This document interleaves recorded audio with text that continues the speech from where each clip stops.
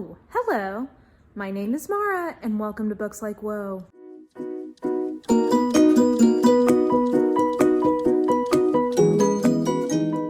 Alrighty, it is the middle of the month, and therefore it is time to talk about how my reading has gone so far this month. You know, I think I'm making pretty good progress. I've read 11 books. I will say of those 11, 4 of them were not very hard to get through, and we can talk about why. But, you know, I've been making, I tackled a bigger book for the first time since I got sick and this whole lockdown thing happened. I've been mixing it up more. So I feel good about the fact that I think I'm kind of getting more back into a normal pattern of reading for me. So yeah, we can talk about what I've read so far, what I'm reading right now, and what I might read next. And basically spoilers, a lot of things for challenges, basically. So anyway, let's dive on in. Okay, we can talk about the 2 physical books that I've read to start with. So first of all, I read Aurora Rising. So I read this and Swiss Vendetta. I read both of these for a challenge I'm working on that I think you will see here in a couple of weeks. But so first of all, Aurora Rising, it's okay. It's fine. I read this a week and a half ago, and I barely remember it. I think this is perfectly just like if you like this kind of YA sci-fi space adventure-y kind of thing. I think this is perfectly fine, but I don't know, man. This is my second J. Kristoff outing. I DNF'd Nevernight, and I gave this 2.5 stars because I think it was okay. The reason I didn't give it 3 stars was because I do think that the character voices in this are awful samey. And yeah, all that to say, this is okay. I can see why somebody would like this. Just for me, it didn't like scratch an itch for me. So therefore, yeah, anyway, let's just move on. Something I liked better was Swiss Vendetta. So this was really, I really enjoyed this. This is a, some mostly isolated closed circle mystery. We'll go with it, adjacent. It's set in Switzerland at a couple of chateaux in the middle of a snowstorm, and an inspector who is new to like the violent crimes unit gets a call to go investigate a murder at this famous chateau. And there's snow, there's a body, there's rich fancy people. Who did it?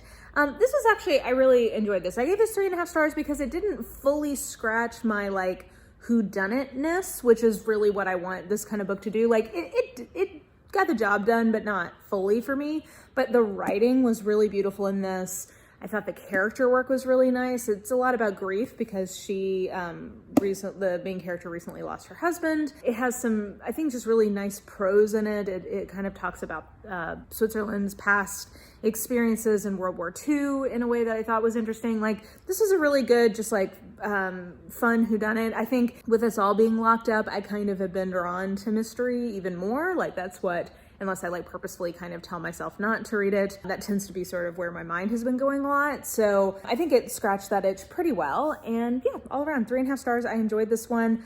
I don't know that I would continue in the series unless it was just one. The premise was something that particularly intrigued me, but I thought this was a very well done book, and one that, I would recommend if it sounds appealing to you. Okay, other things I've read that I don't have in physical forms. I read Sworn to Silence by Linda Castillo, I believe is the author, which is a serial killer let loose on Amish country kind of mystery. It's the first in a series with the main character. The writing in this one was what really bummed me out and kept me from really fully getting into it. Also realized, and this is the book Sworn to Silence is older than the other one I'm going to compare it to, but it is a very similar book to a book I'd already read by Kendra Elliott, which I believe was called A Merciful Place. And I just liked A Merciful Place better.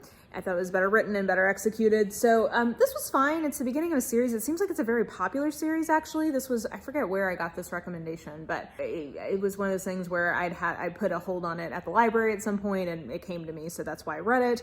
It was okay. I gave it 3 stars, not my favorite. Something I liked actually 2 things I liked much better were A Memory Called Empire by Arkady Martine, and I think I'll probably hold my thoughts on that one mostly for my end of the month wrap up, and also the same with the next one. But I gave it 4 stars. I really enjoyed this. It's a sci-fi, it's like basically political intrigue in a sci-fi world. The sci-fi world is based largely on think like Aztec culture, which was cool. Very character driven. It had some pacing issues, but I had a good time in that one. And it was like a big meaty book, which is the first one that I've kind of dove into like that here in the last couple of months. So I liked the experience of being lost in kind of a longer book. And then another one I think I'll mostly save to the end of the month is Dragon Unleashed by Grace Draven, which was an arc, and that comes out June 9th, I believe. And it was just so good. I mean, it's Grace Draven. It was good. It also had some pacing issues more. I think A Memory Called Empire had pacing issues in the back half. Dragon Unleashed had some pacing issues in the front half, but it's just so wonderful. Like, the characters are great. We're seeing some of the same characters that we saw in the first book in the series, which was called Phoenix Unbound. So I enjoyed seeing characters I already knew and a culture I kind of already knew in more detail. You know, it's got interesting fantasy world, very slow burn romance. This is one that I would end up really thinking more of as a fantasy with heavy romantic elements rather than a fantasy romance, if that makes sense. Like, I would call this one more of a fantasy. And that was very satisfying. It's basically just very character driven fantasy. And I just really liked it. So those were definitely my two favorite things I've read so far this month. And then what else did I read? Oh, I've read I don't know, I feel like I read some contemporary romances, but the kick I got on was that one of my favorite category romance authors is Kate Hardy.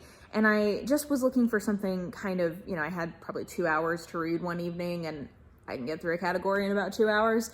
And I had one called A Spoonful of Sugar in my e-reader, so I just picked it. And I went on a tear of reading, I think, like 4 or 5 Kate Hardys. So what she does, here's the thing. I want to preface all of my comments by saying I really love Kate Hardy, like one of my favorite comfort reads. Just like, well, this is gonna sound bad, and I don't mean it bad, but she's just so neutral. Like, it's almost like bland, but in a really comforting way. Like, I enjoy them. So her kind of formula is that her category romances tend to be very low angst. There's like usually a melodramatic element. So like the crazy ex will come in at the end, or like somebody will think that they have cancer at the end or something. Like, it has like a moment of melodrama, but in terms of the relationship, they're usually pretty not like low angst.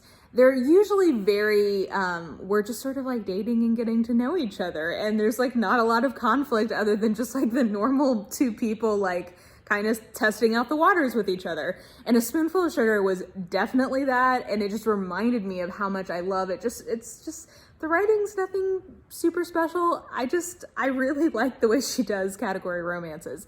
And the other thing I like about what she does is that they're usually very career focused, and those are the ones that I tend to like the best. So usually like it's clear like she's done research on this career, and you end up like kind of learning more about what this person does for their job. So there's a lot of that in it. So that's why I tend to really like her medical ones. I think she was a nurse at some point. So like, I enjoy her medical ones. I know right now maybe that wouldn't be people's jam, but I still enjoy it. There's a lot of like cardiologists and pediatricians, so it's fine. Yeah, I forgot how much I like her, and I have probably like 10 or 20 of her backlist just sort of on my e-reader for when I'm in that kind of mood. So I just started working my way through those.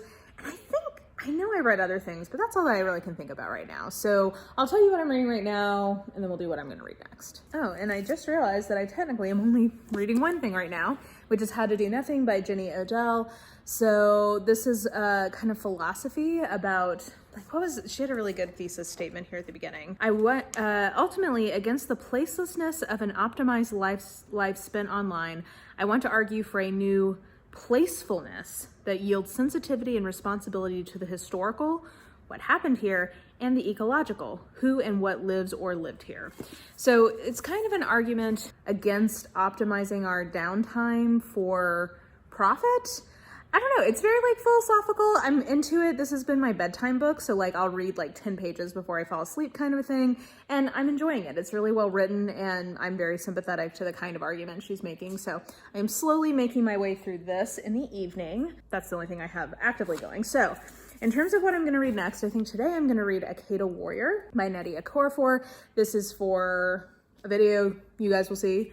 And yeah, I read the first one, really enjoyed it. This is a YA fantasy world, not YA, it's middle grade fantasy world with like an African-based magic system. It's kind of got like a school element to it, at least the first one did. It's a really inventive world that I very much enjoyed.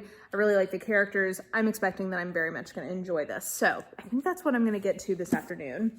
And then basically everything else that I'm going to read next has to do with various challenges. So another one for a challenge, but also one that was on my 20 books I want to read in 2020 is The Witch Elm by Tana, which is a literary mystery that I'm a little apprehensive about. Part of why I put it on my 20 in 2020 list is that I wanted to see if I was gonna like it, and I'm not gonna be afraid to DNF this one if I'm not into it after about 100 pages, because basically I pre-ordered it, and then once the reviews started coming out, a lot of the things that people didn't like about it, I was like, ooh, I think that might be something I also would not enjoy. So, you know, I'm gonna try to keep, like, I haven't unhauled it, obviously. Like, I'm still hopeful that I can be persuaded, and maybe the writing is good enough that, like, it just overcomes that for me, but we'll see how that one goes. I'm a little iffy about it. The other two things I'm going to read for my 20 in 2020 list this month are PNIN by Vladimir Nabokov, which is pretty small, which is part of why I picked it.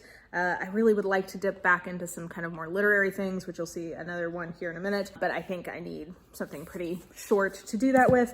And then also Aurora Rising by Pierce Brown, and that is also in my Operation Sci-Fi Challenge, which I guess I can go ahead and say I'm also going to read THRAWN by Timothy Zahn, Zahn, as a part of that challenge as well. So I think this will be really fun. I picked this just because, like, it's a Star Wars in universe, like, extended universe thing. So I expect that this is going to be just like a good time all around. And then if I get a chance, I'm more expecting to read this in June, but if I am feeling some momentum, I may also read Exhalation by Ted Chiang as a part of Operation Sci-Fi, so that may also happen. And then in terms of arcs, I really only have two I'm hoping to get to this month. One is A Royal Kiss and Tell by Julie London. I'm not sure if I will get to that one or not this month, maybe more of kind of a mood thing. That one is not one that I received. It's an e-arc, and it's one that I didn't take with the understanding that I had to review it. So we'll see if I get in the mood to read it ahead of time. And then Take a Hint, Danny Brown by Talia Hibbert. This comes out June 23rd. I'm very excited about this. This will be a lovely little treat. I really enjoyed Get a Life, Chloe Brown, earlier this year, and I was more excited about this premise than the first book in the series. So I'm expecting I'm really going to like this. This is also going to be our We Need Diverse Romance pick for July. So it comes out in June. It will be the July pick, so people have an opportunity to pick it up. This month's pick is Girl Gone Viral, which I enjoyed and actually has a pretty similar premise to this. So part of what I'm excited about is doing a compare contrast there. And then next month's pick is Real Men Knit by Kawana Jackson, which comes out this month. Actually, it may already be out. I can't remember. It comes out in May. Picked it for June, and that one's going to be an interesting conversation because I liked a lot of the parts of it, but as a romance I wasn't sure it worked. So I'm really excited about I really am hoping people will pick it up just because I want to talk to people about it. So anyway, all that to say, this is the other arc I need to read this month. And then the only other thing I've picked before we pick something from the Reading is Sexy mug, it's gonna happen this month. The only other thing I've got on my TBR is The Warden by Anthony Trollope, which again, a short classic, just to kind of try to get myself dipping my toes back in a little bit on that stuff. I've not been in the right headspace for it, but I would like to kind of slowly build a little bit more of momentum up, kind of in that way. So this, I've been told, really is almost like a prologue to this series, and so I also own the next one, which is called, I believe, Barchester Towers, and I would like to read both of those this year, but I definitely want to read The Warden. Like, this is the one that is on my 12 classics I want to read in 2020 list, so I would like to read that, make some progress on that challenge, and also just like get back into my reading mojo a little bit. We will see what happens. There is I'm gonna say a 50-50 chance I'm gonna have to have a follow-up surgery because my first one is not healing correctly. So if that happens, these plans may go out the window. But for now, I'm gonna operate in faith. Oh, do you hear that? That is my washing machine saying it's done. But anyway, Reading is Sexy. This is what I've got all of my 20 books I want to read in 2020 in here, and I usually pick one at this point in the month and add that to my TBR. But like I said, just depending on if I end up having to have another surgery, there's a good chance that some of this is going to go out the window. Okay, so the first option is The Name of the Rose by Umberto Eco. That would be like a literary mystery kind of thing. I do already have The Witch Elm, so maybe that wouldn't necessarily be the best pick, but maybe. Oh, Becoming Wise. I've already read that. I forgot to take it out. Okay. Removing that one, so that one didn't count. Cold Magic by Kate Elliott is kind of a chunky sci-fi, so maybe. Okay. I do already have a lot of sci-fi though on my list, so maybe not. Okay. And then last but not least, The Web of Life by Fritjof Capra, which is a nonfiction pick that my best friend gave me and that I've been meaning to get to. Okay. I'm going to eliminate Cold Magic because I've already got a lot of sci-fi on the docket this month. And then The Web of Life or The Name of the Rose. Well, I'm not sure. Because I have been in the mood for some mystery. That is a bigger book though that I'm going to want to put a little more time in. And if I end up liking The Witch Elm, I don't think that's a good choice. So here's what I'm going to say. I'm going to say that I'm going to read The Witch Elm first. If I'm really getting into The Witch Elm, then I'll go with The Web of Life by Fritjof Capra, because I actually don't have that much nonfiction. Actually, you know what? Let's just do that, because I don't really have a lot of nonfiction happening right now. So we'll go with The Web of Life by Fritjof Capra, which is about the interconnectedness of different systems, like biological systems, and how that also mirrors like psychologically how we're all interconnected. My friend gave it to me because she thought that I would be very into the ideas of this book. So I'm excited for that. So I will put that on my TBR. Alrighty, and I think that will give me enough to be working on here for the next couple of weeks. You know, I've said it before, I'll say it again. Considering that I don't have a commute and considering that I'm not really allowed to like leave my house, you'd think I would be getting more reading done. I'm getting some reading done, but not as much as I would like. And I don't know, I'm hoping maybe, you know, I've got a good little pile here of things that I'm trying to get to.